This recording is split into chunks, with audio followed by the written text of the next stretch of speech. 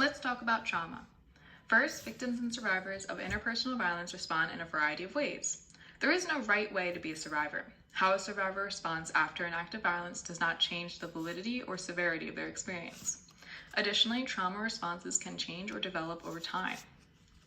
Common reactions of trauma include feeling emotions like guilt, shame, embarrassment, shock and confusion, depression, frustration, irritability, anger, fear and anxiety, and even numbness.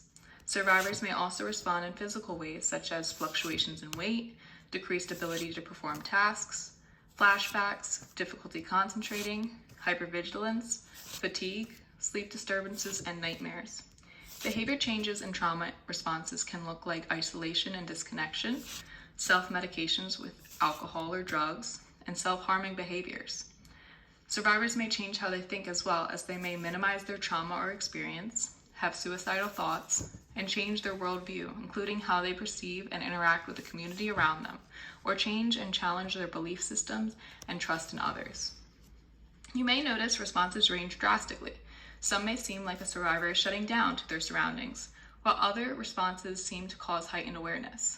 These responses can fall into categories known as hypo and hyperarousal within something called the window of tolerance.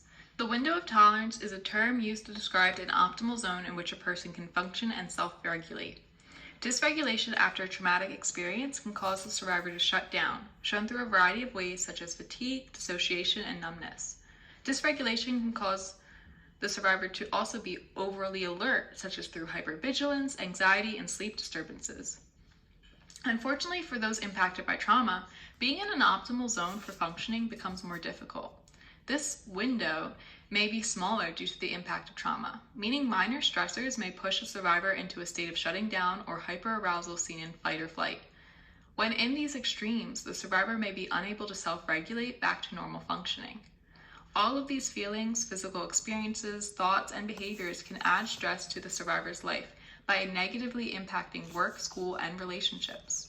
Over time, this can impact their long-term career, financial stability, and support system.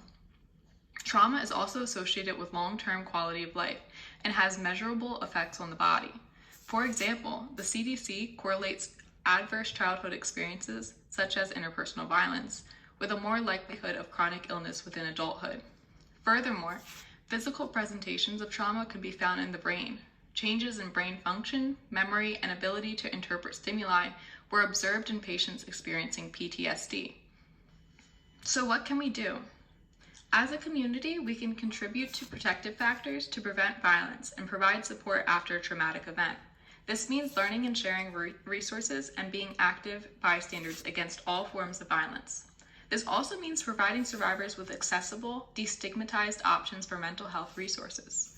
Resources like counseling and advocacy that we provide at our office are designed to help those impacted by interpersonal violence trauma. Counseling can help survivors with emotional regulation, coping strategies, and a variety of other methods used to treat trauma symptoms.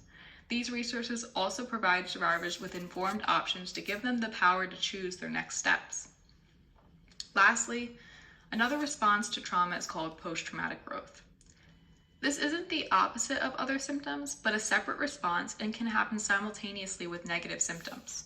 Post-traumatic growth may feature positive changes in self-perception, interpersonal relationships, and philosophy of life, leading to increased self-awareness and self-confidence, a more open attitude towards others, and a greater appreciation of life and a discovery of new possibilities. Growth after a traumatic event does not negate the difficulties survivors face, nor does it mean the trauma endured was for their own good. Rather, it further shows that trauma is a unique experience that drastically impacts survivors in ways others might not understand. While trauma can be a scary and lonely experience, learning the impact of trauma can help survivors and loved ones know what to expect, validate their experience, and overall recognize that they are not alone.